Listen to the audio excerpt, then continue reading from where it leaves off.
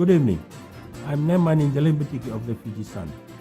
Welcome to Fiji's only TV editorial show. Tonight, I'm going to speak about education.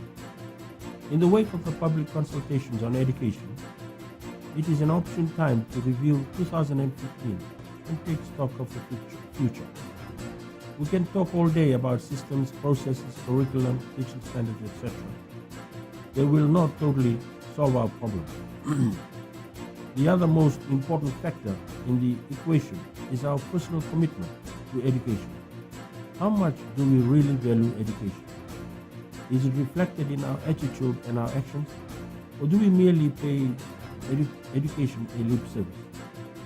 Those who commit and take education seriously will reap the rewards. They will succeed in life. We must remember that nothing is handed to us on a silver platter. It requires hard work and sacrifice to succeed in life. It's the logical progression. How much are we willing to put in or sacrifice to ensure that we or our children get a good education? In the final analysis, it is not the school that determines the destiny of a child. Collectively, it is the child, the parents, and the teacher. I remember this young, timid boy from a very humble home in a semi-rural environment. He enrolled in one of the local schools, not often regarded highly for its academic achievements. With the support of his family, he passed all his internal and external exams, went to pilot training school, and graduated. He now plies his trade overseas, earning lots of money. He became one of the school icons for his achievements. So it's not all about the kind of schools that you attend. It's about that inner burning desire to learn and become educated. In those days, there were no free education or free bus fare. This boy would help his father mow lawns after school and at weekends to earn money to be able to stay at school. That's the kind of spirit that is needed, that we must inculcate in our children to help them take advantage of the incentives offered by the government. I met this man during one of his breaks from overseas. He was still that humble, quiet-spoken boy that I knew many years ago. The wealth, prestige, and the reputation had not got into his head. It's what wholesome education does to a person. It's obvious he was well grounded at home, meaning he was well taught the human qualities of life that shape the kind of person we become. There is no sign of arrogance or pride, but only a cheerful countenance that celebrates the beauty of life and its giver, God. This is the product of holistic education.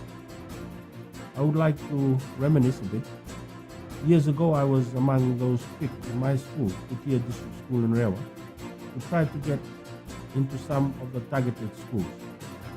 I was selected to go for Queen Victoria School in my intermediate exam.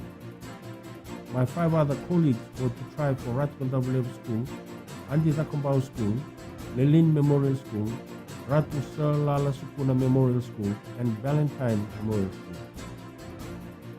I was aged between 10 and 11, and it was a nervous time.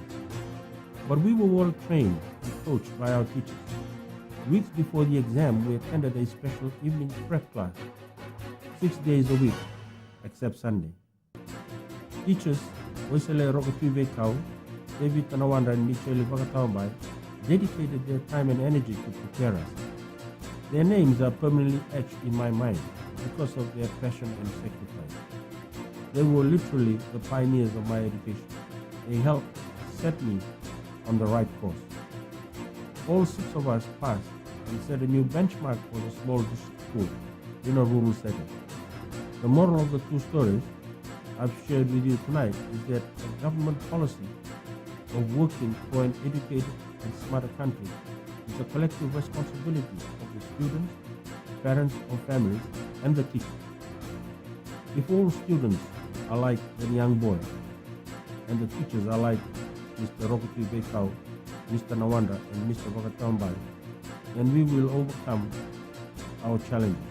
Of course, let's not forget the role played by the young boy's parents. If we do all this, we will be able to achieve more than spending time and energy criticizing the Education Minister, Mahendra Reddy, and his education reform. This is Nemani Galembetiki of the Fiji Sun. That was my say this week. For more of my views, you can read the Fiji Sun. See you next week.